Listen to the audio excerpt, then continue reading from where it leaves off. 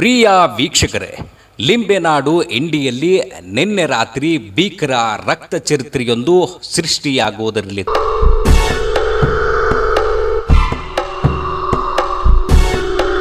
ದೇಶ ಕಾಯ್ದ ಮಾಜಿ ಸೈನಿಕನನ್ನೇ ನಡು ರಸ್ತೆಯಲ್ಲಿ ಬರ್ಬರವಾಗಿ ಮುಗಿಸಲು ಸ್ಕೆಚ್ ಹಾಕಿದ್ದ ಮೂವರು ಕಿರಾತಕರು ಈಗ ಕಂಬಿ ಎಣಿಸುತ್ತಿದ್ದಾರೆ.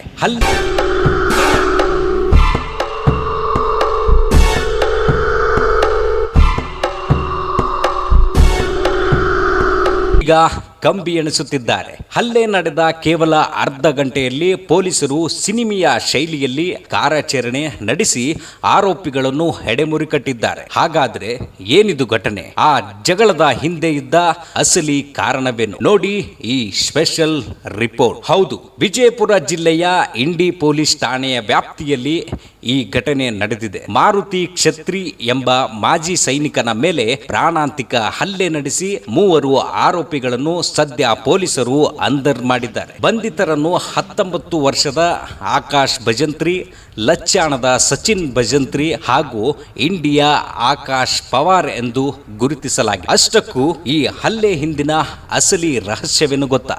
ಅದು ಹಣದ ವ್ಯವಹಾರ. ಮಾಜಿ ಸೈನಿಕ ಮಾರುತಿ ಕ್ಷತ್ರಿ ಮತ್ತು ಈ ಆರೋಪಿಗಳ ನಡುವೆ ಹಣಕಾಸಿನ ವಹಿವಾಟು ನಡೆದಿತ್ತು. ಕೊಟ್ಟ ಹಣವನ್ನು ಮರಳಿ ಕೇಳುವ ವಿಚಾರದಲ್ಲಿ ಇವರ ಮಧ್ಯ ಆಗಾಗ ಜಗಳವಾಗುತ್ತಿತ್ತು. ಇದೇ ಹಳೆಯ ದ್ವೇಷವನ್ನು ಮನಸ್ಸಿನಲ್ಲಿಟ್ಟುಕೊಂಡ ಈ ಮೂವರು ಕಿರಾತಕರು ಮಾಜಿ ಸೈನಿಕನನ್ನು ಮುಗಿಸಲು ಪಕ್ಕಾ ಪ್ಲಾನ್ ಮಾಡಿದ್ದರು. ಕಳೆದ ಜೂನ್ 15ರ ರಾತ್ರಿ ಸುಮಾರು 8:30ರ ಸುಮಾರಿಗೆ ಮಾಜಿ ಸೈನಿಕ ಮಾರುತಿಯವರು ತಮ್ಮ ಬೈಕ್ ಮೇಲೆ ಕೆಇಬಿ ತಾಂಡಾ ಕಡೆಗೆ ಹೋಗುತ್ತಿದ್ದರು. ಇದನ್ನೇ ಹೊಂಚು ಹಾಕಿ ಕಾಯುತ್ತಿದ್ದ ಈ ಮೂವರು ಆರೋಪಿಗಳು ಕೊಲೆ ಮಾಡುವ ಉದ್ದೇಶದಿಂದಲೇ ಬೈಕ್ ಅನ್ನು ಹಿಂಬಾಲಿಸಿದ್ದಾರೆ. ನಡು ರಸ್ತೆಯಲ್ಲಿ ಅಡ್ಡಗಟ್ಟಿ ಬೈಕ್ನಿಂದ ಕೆಳಗೆ ತಳ್ಳಿ ತಾವು ತಂದಿದ್ದ ಹರಿತವಾದ ತಲ್ವಾರ್ ಮಾರಕಾಸ್ತ್ರಗಳಿಂದ ಮಾರುತಿ ಅವರ ತಲೆ, ಹೊಟ್ಟೆ ಹಾಗೂ ಕೈಗಳಿಗೆ ಬರ್ಬರವಾಗಿ ಕೊಚ್ಚಿ ರಕ್ತದ ಮಡುವಿನಲ್ಲಿ ತೇಲಿಸಿದ್ದಾರೆ. ಮಾರುತಿ ಅವರು ಕಿರಿಚಾಟ ಕೇಳಿ ಸತ್ತಿದ್ದಾರೆ ಎಂದು ಭಾವಿಸಿ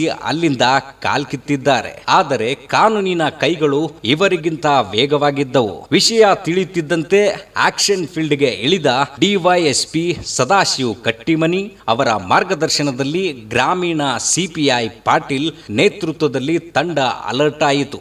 ಇತ್ತ ಸಿಂಗಂ ಶೈಲಿಯಲ್ಲಿ ಕಾರ್ಯಾಚರಣೆ ನಡೆಸಿ ಎಸ್ಬಿ ಜಗದೇವ್ ನೀಲೂರೆ ಆರೋಪಿಗಳನ್ನು ಬೆನ್ನಟ್ಟಿ ಹೋಗಿ ಹಿರೇಇಂಡಿ ಸಮೀಪದಲ್ಲಿ ಸಿನಿಮೆಯ ಮಾದರಿಯಲ್ಲಿ ವಶಕ್ಕೆ ಪಡೆದಿದ್ದಾರೆ. ಹಲ್ಲೆ ನಡೆದ ಕೇವಲ 30 ನಿಮಿಷದಲ್ಲಿ ಆರೋಪಿಗಳನ್ನು ಅಂದರ್ ಮಾಡುವಲ್ಲಿ ಇಂಡಿ ಪೊಲೀಸರು ಯಶಸ್ವಿಯಾಗಿದ್ದಾರೆ. ಸದ್ಯ ಘಟನಾ ಸ್ಥಳದಲ್ಲಿ ಮಹಜರು ಪ್ರಕ್ರಿಯೆ ಮುಗಿಸಿರುವ ಪೊಲೀಸರು ನ್ಯಾಯಾಲಯದ ಆದೇಶದ ಮೇರೆಗೆ ಆರೋಪಿಗಳನ್ನು ವಿಜಯಪುರ ಜಿಲ್ಲಾ ಕಾರಾಗೃಹಕ್ಕೆ ರವಾನಿಸಿದ್ದಾರೆ. ನಿರಂತರ ಸುದ್ದಿಗಾಗಿ ನೋಡ್ತಾ ಇರಿ ಜಯ ಟೈಮ್ಸ್.